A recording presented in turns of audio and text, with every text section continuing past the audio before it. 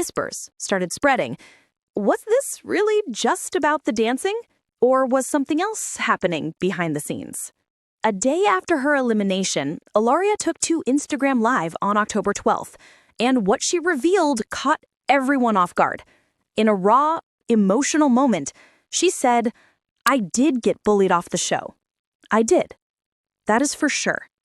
This wasn't a vague comment or a passing remark. It was a direct statement.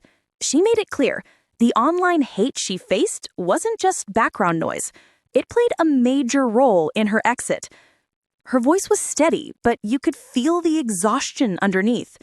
This was someone who had endured weeks of criticism that went beyond a TV competition.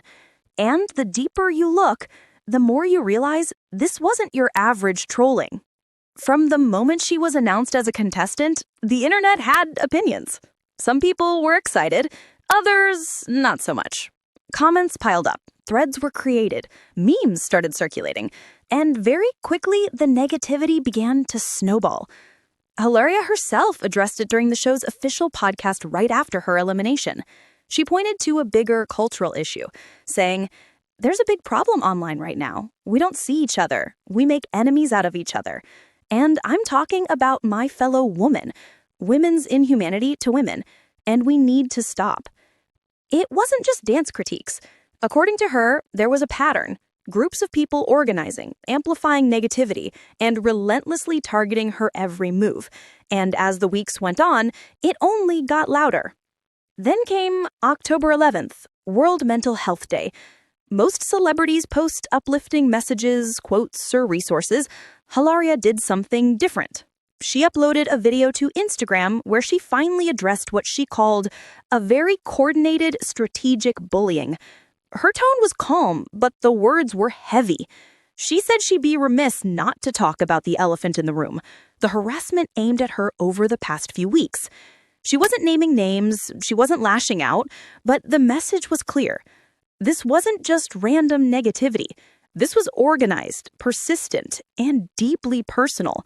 For someone already under the public eye and married to Alec Baldwin, a figure constantly in the headlines, this wave of hate struck a nerve, and what she said next took an emotional turn that no one expected. During that same period, Ilaria revealed something heartbreaking. She said that some of the people harassing her have been doing it for years, misrepresenting her, twisting her words, outright lying about her. And then came the line that left people stunned. She said, "I know that they'll only be satisfied when I'm gone. It seems that nothing I can say or do will be right. In their eyes, I am always getting everything wrong, and I'm too much and not enough." This wasn't a celebrity brushing off mean comments. This was someone admitting that the bullying had become so overwhelming, it felt like no matter how hard she tried, she could never win. Imagine stepping onto a stage every week, trying to focus on your dance steps, knowing that thousands of people are online picking apart your every move, not just as a dancer, but as a person. And even after her exit, the conversation didn't stop. It only intensified. But amid the negativity, Ilaria showed grace. She posted a heartfelt message to fans, thanking them for the role they played in getting her on the show in the first place. She said she never thought she'd dance again, and she felt so grateful for this experience. She expressed love for the cast, appreciation for the fans who wrote to the show, and said she was excited to cheer on her castmates. It was a quiet, humble exit, a stark contrast to the chaos that surrounded her online. And for many fans, it showed a side of her they hadn't seen before. To really understand why the online reaction was so intense, you have to look beyond the show. Ilaria Baldwin isn't just a Dancing with the Stars contestant. She's been at the center of public controversies before. In late 2020, the internet exploded with debates over her background, accent, and identity, an online firestorm that made headlines worldwide. That incident left lasting impressions on many people. Even years later, rumors, old clips, and resurfaced posts continue to circulate. So when she joined DWTS, some online communities already had strong opinions about her, and not all of them were kind. Reports claim that certain groups on social media rallied together to keep that narrative alive during her time on the show, amplifying negativity week after week. Whether or not this directly affected voting is impossible to prove, but according to Hilaria, it absolutely affected her emotionally. And if her Instagram confession is anything to go by, it may have played a role in her shocking early exit. At the end of the day, this story isn't just about a celebrity leaving a dance competition. It's about the darker side of online culture. It's about how coordinated hate can snowball into something powerful enough to push someone off stage, not because of judges' scores, but because of relentless digital pressure. Hilaria's words, "I did get bullied off the show," echo louder than any critique about her dance moves. They highlight a modern reality. Fame doesn't just bring attention, it can also bring organized harassment. And while she's moved on with grace, the conversation she sparked about online bullying, women turning on women, and strategic harassment is still unfolding. What do you think? Did bullying really play a part in her exit from Dancing with the Stars, or was it just the competition? Let us know in the comments, and don't forget to hit subscribe for more celebrity deep dives and drama breakdowns. Diane Keaton was more than just an Oscar-winning actress. She was a cultural icon, a radiant force, and for many, a symbol of timeless creativity. But behind the scenes, in the final months of her life, there was a story unfolding that very few people knew. A story of resilience, quiet struggle, and unwavering spirit.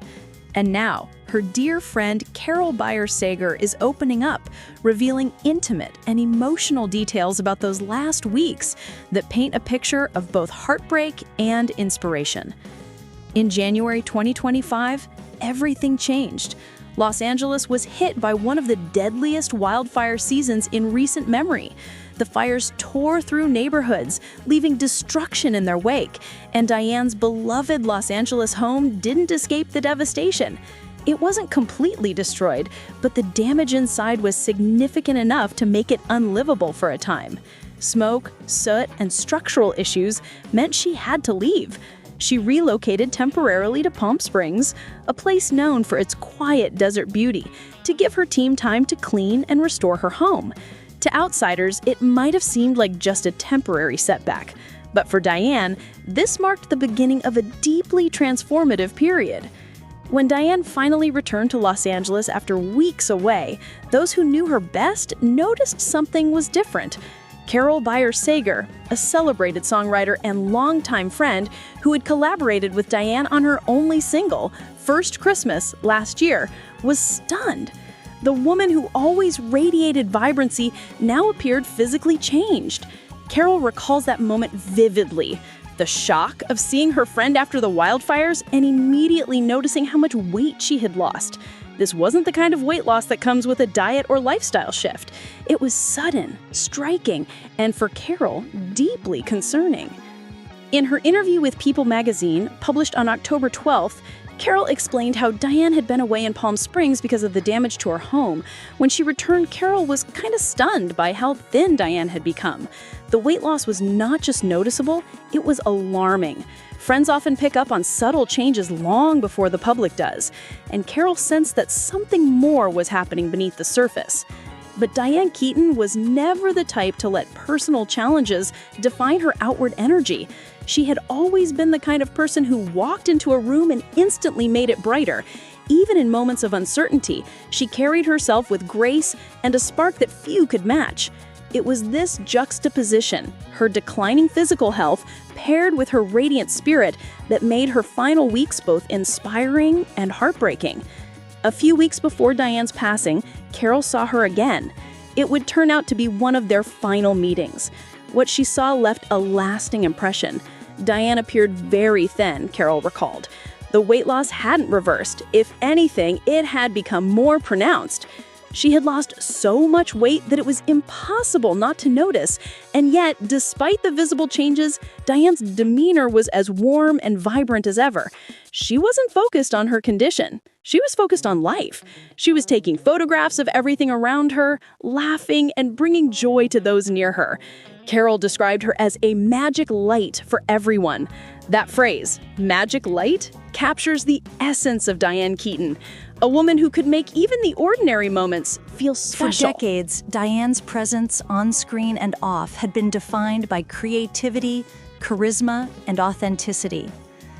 From her unforgettable roles in classics like Annie Hall and The Godfather, to her quirky off-screen persona, she was always unapologetically herself.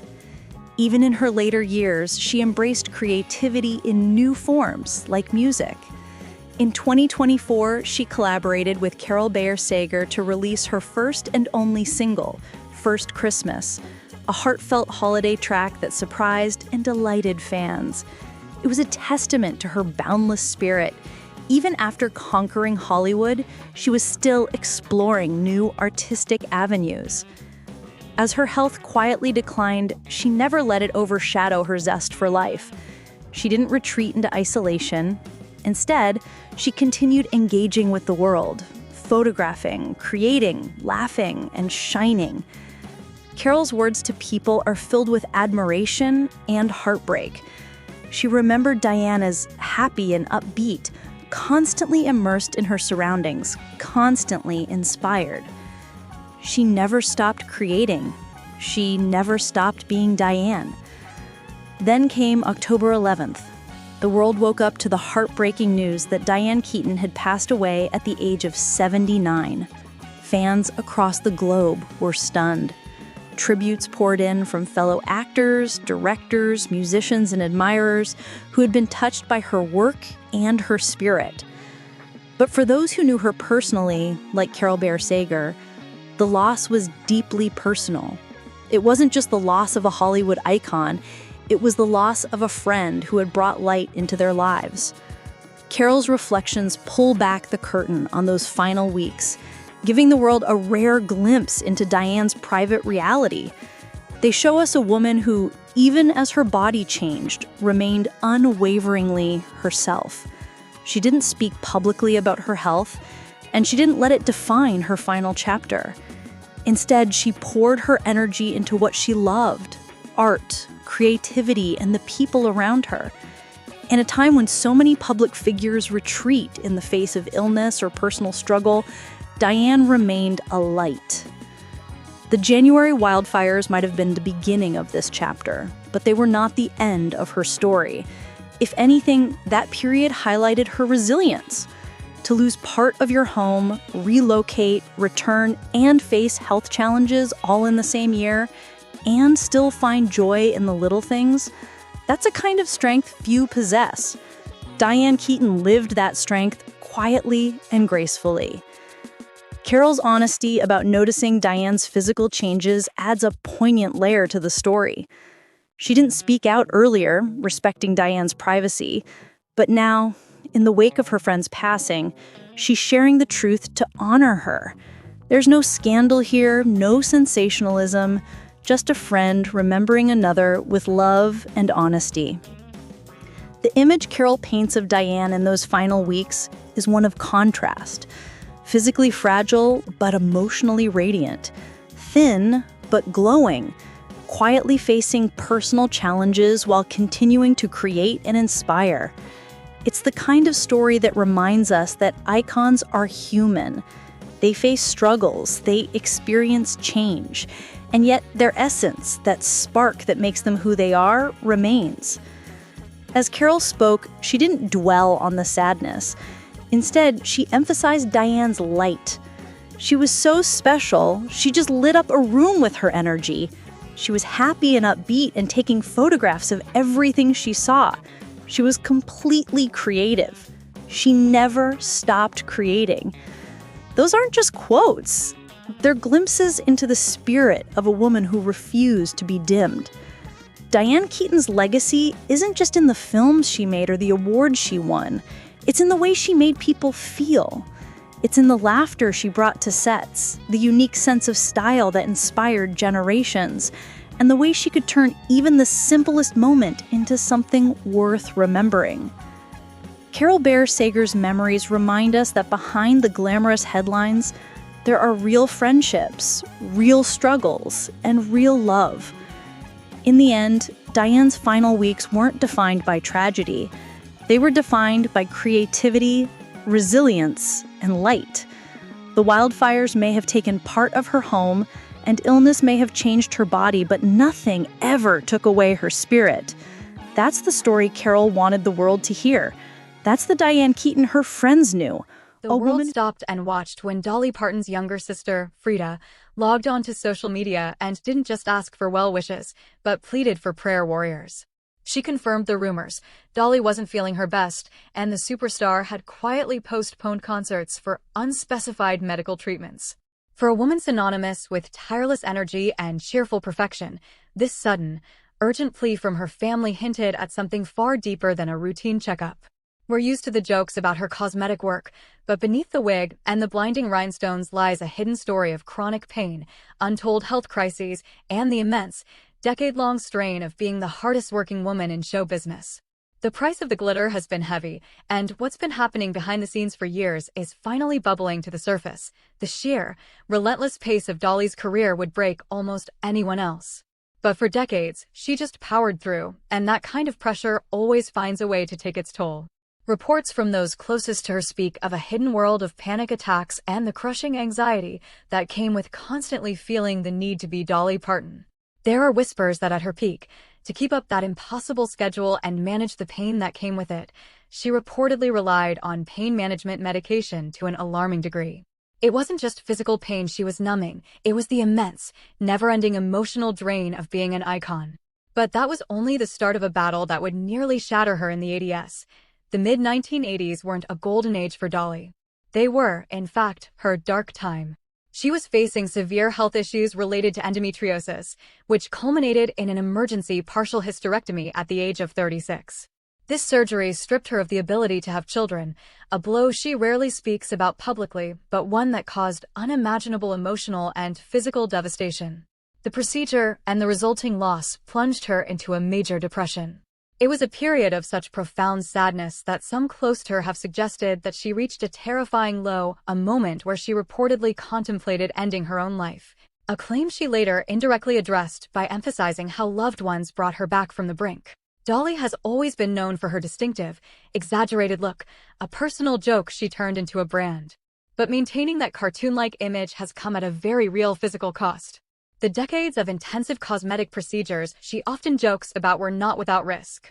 Beyond the general strain of surgery, that famous silhouette with its prominent features and bust has reportedly led to significant back issues and chronic physical discomfort. For years, she pushed through the pain, hiding it all under a dazzling smile and an immaculate dress. It's a testament to her dedication, but also a quiet acknowledgement of the daily, physical burden of maintaining the persona that made her famous. And the physical pain wasn't just a thing of the past. The recent health struggles that prompted Frida's post weren't vague problems, but specific, painful realities. Before the latest, unspecified procedures, the icon was forced to pull out of a major Dollywood event after being diagnosed with a debilitating kidney stone. While kidney stones are common, they are notoriously painful, and for a woman who has powered through so much, this was a clear sign that her body was finally forcing her to slow down. She cracked a joke on Instagram about the procedures not being for her plastic surgeon, but the message was clear. These were serious, necessary operations, and they were forcing her to shift her Vegas concerts by almost a full year. Even her famously private marriage hasn't been immune to decades of strain. While her union with the rarely seen Carl Dean is legendary, it has also faced its share of massive challenges that fans rarely see. Rumors of marital trouble and alleged infidelities, both on her side and Carl's, have surfaced repeatedly over the years. Sources suggest there were moments of intense conflict and near separation, particularly during her most tumultuous periods in the 80s when the pressure of fame was overwhelming and her health was failing. The public sees the rock-solid foundation, but they don't see the massive, unseen effort it took to keep that relationship intact while navigating a relentless global career. And her personal battles weren't the only source of stress. The icon's career has been dotted with surprising, high-pressure conflicts and controversies. Take, for instance, her iconic song, Jolene. The story she usually tells is sweet and simple, but it's been said that the real-life situation was far more traumatic than she lets on, involving rumors and whispers that caused significant personal distress. Beyond her personal life, she's had to fight some cutthroat business battles, including her famous conflicts with Porter Wagoner early in her career. These aren't just creative disagreements, they're high-stakes, professional wars that involve millions of dollars and an enormous personal cost. This constant need to fight for control and prove herself has been a silent, decades-long source of unrelenting stress. Dolly Parton is, and always will be, a national treasure. But as she now steps back, forced to address health issues that have quietly haunted her for years, we get a rare, poignant glimpse behind the curtain. The woman who once reportedly used medication to maintain her demanding pace, who battled profound depression after losing her ability to bear children, and who endures the chronic physical toll of her own famous creation, is showing us the true, unbelievable price of her rhinestone halo. The recent pleas for prayer and the quiet concert postponements aren't just about a kidney stone. They are the cumulative result of a lifetime spent giving everything she had to the world. It makes you wonder, after decades of performing, is she finally realizing that the toughest person to heal is the one she sees in the mirror? It started with a single statement, but behind those carefully chosen words was a storm years in the making. On October 17th, the world watched as Prince Andrew, once one of the most recognizable faces in the British royal family, made a decision that sent shockwaves through Buckingham Palace. After months of quiet tension and whispered conversations behind closed doors, he announced he would give up his royal titles, a move so unprecedented, so loaded with history, that even seasoned royal watchers were stunned. But to understand why this happened now, you have to trace it back to a scandal that's haunted the monarchy for years. Andrew's statement was calm, almost calculated. He said, "In discussion with the king and my immediate and wider family, we have concluded that the continued accusations about me distract from the work of His Majesty and the royal family. I have decided, as I always have, to put my duty to my family and country first." It sounded noble, even loyal, but those words didn't appear out of thin air. According to insiders, this wasn't a spontaneous decision. This was the culmination of relentless pressure, both from the public and from within the palace walls. For months, rumors had been circulating that King Charles was running out of patience. Royal aides were reportedly concerned that Andrew's lingering titles were like a ticking bomb, threatening to overshadow everything the monarchy was trying to rebuild. Behind palace doors, discussions grew heated. Some say the king wanted a clean break. Others believe Andrew resisted until he realized he had no choice left. Public pressure was intensifying too. Petitions circulated online, protests were planned outside royal events, and social media was flooded with calls for accountability.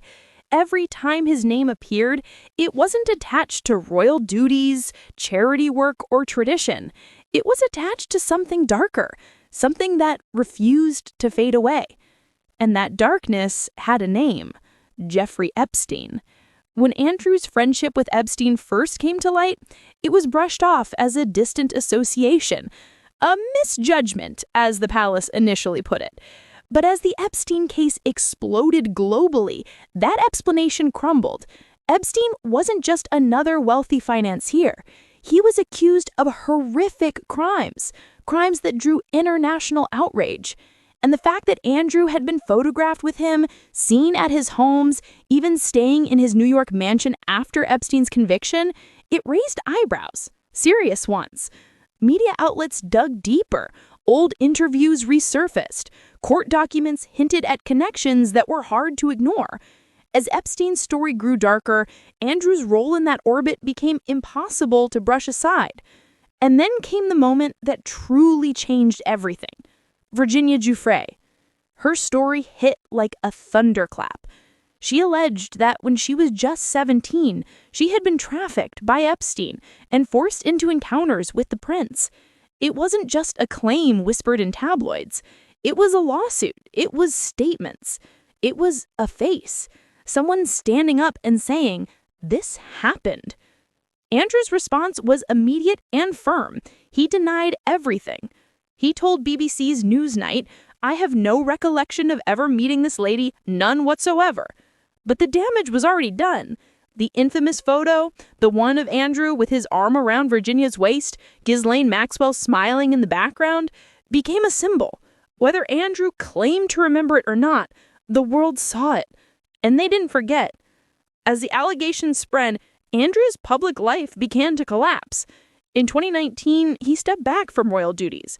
It was framed as temporary, but insiders say the palace knew this was the beginning of the end.